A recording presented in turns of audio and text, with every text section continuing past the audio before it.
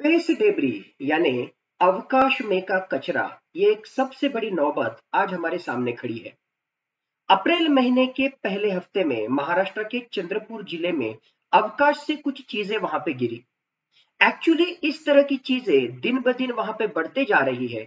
विश्व में अलग अलग जगह पर स्पेस से, अवकाश से इस तरह की चीजें धरती पर वहां पे गिर रही है, समुन्द्र में वहां पे गिर रही है। इसका प्रमाण दिन ब दिन वहां पे बढ़ते जा रहा है और भविष्य में इससे ही कहीं ना कहीं मानव प्रजाति को खतरा भी वहां पे निर्माण हो सकता है।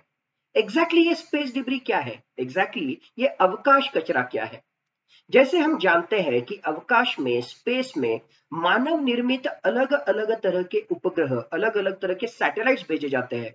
इतना ही नहीं, हमें पता है नैनो सैटेलाइट्स, कुछ ग्राम से लेके कुछ टन वजन तक अलग अलग तरह के ये सैटेलाइट्स वहां पे स्पेस में घूम रहे हैं। और ये सिर्फ किसी एक देश के द्वारा नहीं, तो विश्व के अलग अलग देशों के द्वारा, विश्व के अलग अलग स्पेस एजेंसीज के द्वारा भेजे जाते हैं, जिसका पर्पस, जिसका उद्देश्य अलग अलग है।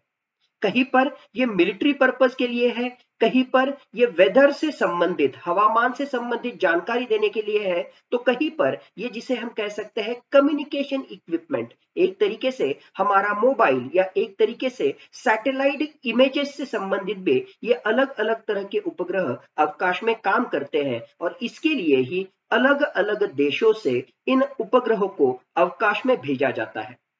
अब ये उपग्रह जब अवकाश में काम करते हैं, एक तरीके से पृथ्वी के इर्द गिर्द वहां पे मंडराते हैं, तो वहां पर हो सकता है उसमें का कोई पार्ट, हो सकता है उसमें का कोई नट बोल्ट, हो सकता है उसमें का कोई स्पेयर पार्ट उस सैटेलाइट से जो है अलग हो जाए।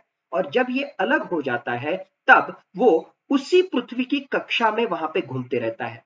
लेकिन यहां पर प्रॉब्लम यह है कि पृथ्वी की कक्षा में घूमते वक्त ये कभी भी अनकंट्रोल्ड हो सकता है। उसका जो है दिशा, कभी भी वो उस दिशा से भटक सकता है। और इस तरीके से अगर वो अनकंट्रोल्ड हो जाएगा, तो रास्ते में आने वाले दूसरे जो अलग अलग उपग्रह है, सैटेलाइट्स है, उसके साथ ही रास्ते में आने वाला आईएसएस, इंटरनेशनल स्पेस स्टेशन, उसको भी वो धड़क सकता है। और इसके माध्यम से करोड़ों, अरबों, खरबों रुपए खर्च करते हुए जो अलग अलग तरह के सैटेलाइट अलग अलग देशों ने अलग अलग उद्देश्यों के लिए भेजे हुए हैं, या संपूर्ण मानव प्रजाति के कल्याण के लिए विश्व के अलग अलग देशों ने एक साथ आके विश्व के महत्वपूर्ण देशों के स्पेस एजेंसीज के कॉपरेशन से जो इंटरनेशनल स्पेस स्टेशन बनाया है, उस इंटरनेशनल स्पेस स्टेशन को भी खतरा निर्माण हो सकता है।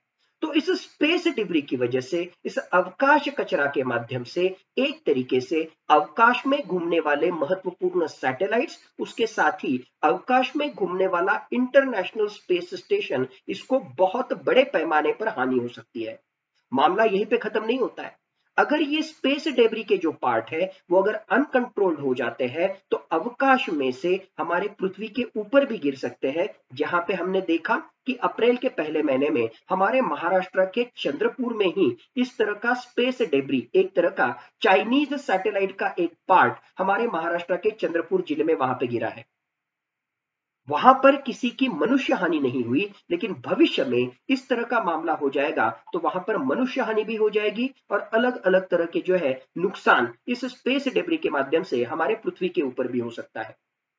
अब अगर हम देखें, तो ये स्पेस डेब्री यानी ये जो अलग अलग तरह के जो स्पेयर पार्ट्स है या अलग अलग सैटेलाइट्स के कंपोनेंट्स है जो वहां पर स्पेस में घूम रहे हैं, अनकंट्रोल्ड तरीके से काम कर रहे हैं, उनकी संख्या दिन ब दिन बढ़ते जा रही है। और एक अनुमान के अनुसार इनकी संख्या आज 25,000 से भी ज्यादा है।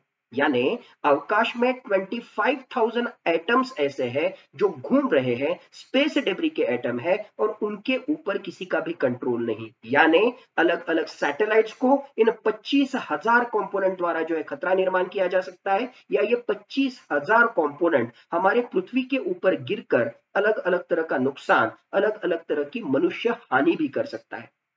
इतना ही नहीं, जैसे मैंने कहा इंटरनेशनल स्पेस स्टेशन, अलग अलग देशों के सहाय से, अलग अलग देशों के सहकार्य से इस इंटरनेशनल स्पेस स्टेशन के माध्यम से बहुत ही महत्वपूर्ण इस तरह का रिसर्च एंड डेवलपमेंट एक्टिविटीज पिछले कुछ दशकों से चल रही है। और वही इंटरनेशनल स्पेस स्टेशन अगर खराब हो जाता है तो उसका बड़ा खामियाजा मनुष्य प्राणी को, ओवरऑल सारे देशों को वहां पे भुगतना पड़ेगा। इसकी वजह से कहीं ना कहीं तो भी इस स्पेस डेब्री का बंदोबस्त करना जरूरी है।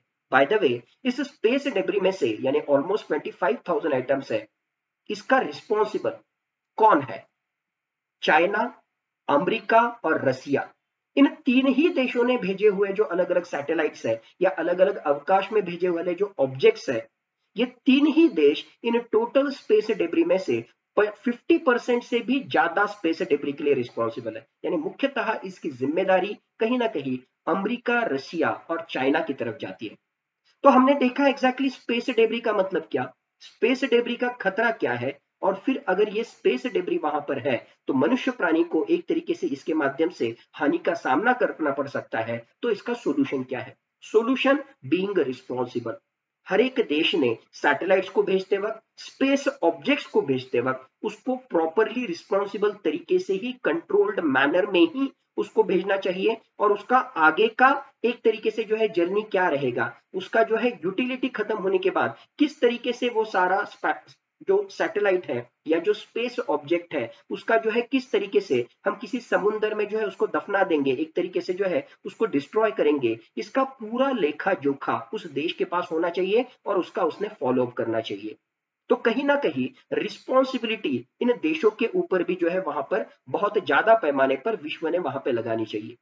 दूसरी महत्वपूर्ण चीज, अब हमें स्पेस डेब्री बढ़ने की वजह से कहीं ना कहीं इस स्पेस डेब्री से रिलेटेड जो अलग अलग कंपोनेंट है उसका space trekking and space tracing, इसका मतलब इस डेब्री को जो है ट्रैक करना पड़ेगा, क्योंकि वो कहां पर जाएगा और किसको धड़केगा ये हमें पता नहीं। इसके लिए उस स्पेस का ट्रैकिंग, उस स्पेस डेब्री का, इस कचरे का हम ट्रैकिंग करेंगे, तभी जाके उसके अनुसार हमारे इंटरनेशनल स्पेस स्टेशन या हमारे महत्वपूर्ण सैटेलाइट्स की दिशा में हम बदलाव कर सकते हैं।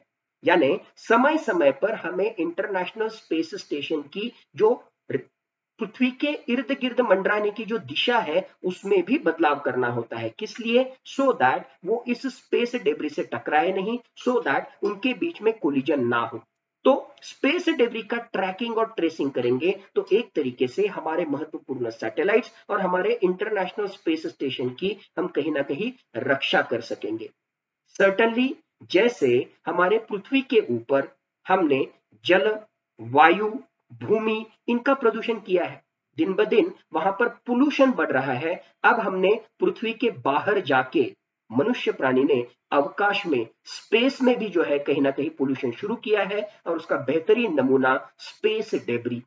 आने वाले सालों में इस स्पेस डेब्री की वजह से जो स्पेस पोल्यूशन हुआ है, अवकाश में जो प्रदूषण हुआ है, उसका खामियाजा मनुष्य प्राणी को जो है भुगतना पड़ सकता है। आज ही सारे देशों ने, मनुष्य प्राणी ने कहीं ना कहीं रिस्पॉन्सिबल बनने की जरूरत है और सही तरीके से स्पेस डेब्री कैसे कम हो, सही तरीके से किस तरीके से इस स्पेस डेब्री का जो है ट्रैकिंग, ट्रेसिंग इन अलग अलग स्पेस एजेंसी द्वारा किया जाए, इसके ऊपर ज्यादा से ज्यादा ध्यान देना जरूरी है। और अदरवाइज किसी दिन हम वहां पे पढ़ेंगे, सुनेंगे कि बहुत ही कुछ बड़ी दुर्घटना हो गई है और उसके पीछे स्पेस डिब्री में का कोई कंपोनेंट उसके लिए रिस्पॉन्सिबल है। इसको अगर अवॉइड करना है तो हमें रिस्पॉन्सिबल होना जरूरी है। आज की ये चर्चा मुख्यतः स्पेस डिब्री, उससे संबंधित खतरा और उसको कैसे टाला जाए, इससे संबंधित थी। धन्यवाद। जय हिंद।